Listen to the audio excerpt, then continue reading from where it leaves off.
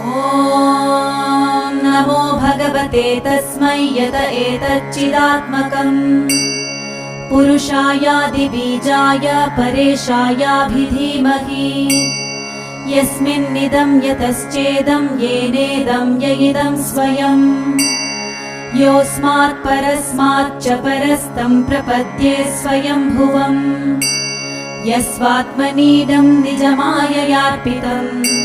क्वचित् विभातं क्वच तत्तिरोहितम् अविद्धदृक्साक्ष्युभयं तरीक्षते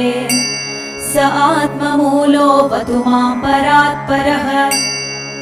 कालेन पञ्चत्वमितेषु कृत्स्नशो लोकेषु पालेषु च सर्वहेतुषु